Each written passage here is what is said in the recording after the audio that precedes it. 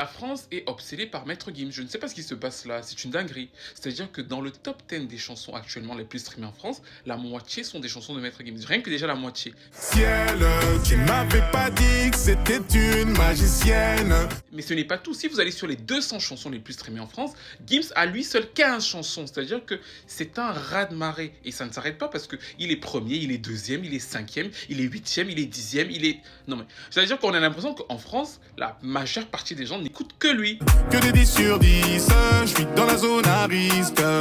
Il y a deux choses que je trouve géniales dans ce comeback pour lui. Je dis comeback parce que le précédent album, les dernières œuvres de Mozart, avait un peu bien moins marché. Il y avait le titre avec Carla Bruni, enfin ça avait un peu pataugé. Je crois qu'il avait du mal à arriver à 50 000 exemplaires. Après, il est arrivé aux 100 000 exemplaires.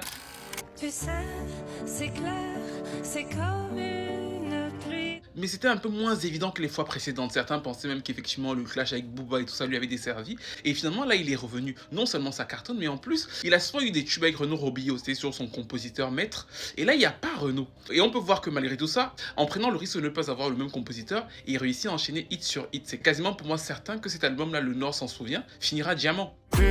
J'arrive, ça regarde de travers, capuché parce que je suis trop cramé.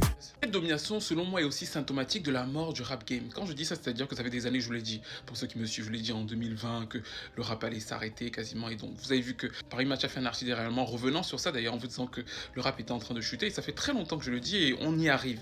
Et c'est intéressant de voir que Gims est encore une fois très bien placé parce que justement, il a cette jointure entre le rap et la variété qui lui permet en fait finalement de faire que quand le rap est en train de chuter, parce que vous inquiétez pas, même si vous voyez encore des albums de rap cartonné, ils vont bien tomber, on va bien les voir tomber. Donc du coup, il va y en avoir encore quelques-uns qui vont marcher. Vous allez voir que cette scène-là va commencer à s'effondrer au niveau du mainstream. Et c'est intéressant de voir que justement Gims, qui avait déjà été l'argument mainstream il y a 15 ans, réussit à encore être l'argument mainstream à la sortie. Quand je vois tes yeux tout plein de charme. Bref, que pensez-vous de tout ça? Quelle est votre chanson préférée de Maître Gims et de cette emphase totalement folle autour de son comeback?